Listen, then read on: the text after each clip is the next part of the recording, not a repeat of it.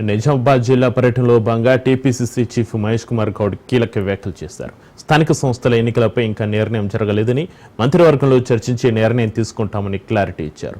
గత బీఆర్ఎస్ ప్రభుత్వం కాళేశ్వరం ప్రాజెక్టుతో కోట్ల నిధులు నీటిలో పోశారని, దాంతో పాటు నాసిరకం పనులు చేశారని విమర్శించారు. తమలాంటి నాయకులు, పారిశ్రామికవేత్తలు, జడ్జీలు, సినీ తారలు, బడా నాయకుల ఫోన్లు 650 ట్యాప్ చేసిన నీచమైన చరిత్ర బీఆర్ఎస్ పార్టీదని మండిపడ్డారు. ప్రభుత్వాన్ని సిట్ను కోరుతున్న ట్యాప్ అయిన 650 మంది వారి పేర్లు బహిర్గతం చేయాలన్నారు.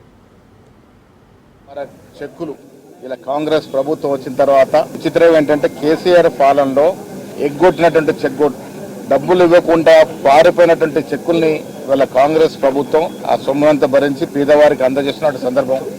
దాంతోపాటు ఇందిరమ్మ ఇళ్ళ కార్యక్రమం, ముగ్గేసేటువంటి కార్యక్రమం, ఎన్నికలకు ముందు కాంగ్రెస్ పార్టీ ఇచ్చినటువంటి ఏకైక వాగ్దానం బీద ప్రజల కోసం ఈ పార్టీ పనిచేస్తుందని.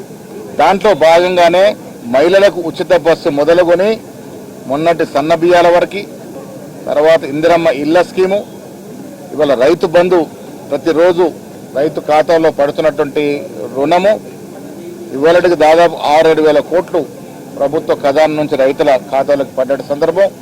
ఇవన్నీ కూడా కాంగ్రెస్ పార్టీ ఒక మాట చెప్తే ఆ మాట కట్టుబడి ఎంత ఇబ్బందులు, ఆర్థిక నిర్బంధం ఉన్నప్పటికీ కూడా ఇస్తున్న సందర్భం. ఇవాళ నీటి విషయంలో హరీష్ రావు ఏదో రాద్ధాంతం చేసి వారేదో నీతి మంత్రులను చెప్పుకునే ప్రయత్నం చేస్తూ ఉన్నారు. 10 ఏళ్ళు ప్రభుత్వం ఉన్నటువంటి బీఆర్ఎస్ పార్టీ మనకు రావలసిన 968 టీఎంసీల విషయంలో ఏనాడు పట్టించుకోలే. కళ్యాణ్ లక్ష్మి, షాదీ ముబారక్ చెక్కులు ఇలా కాంగ్రెస్ ప్రభుత్వం వచ్చిన తర్వాత చిత్రం ఏంటంటే కేసీఆర్ పాలనలో ఎగ్గొట్టినటువంటి చెక్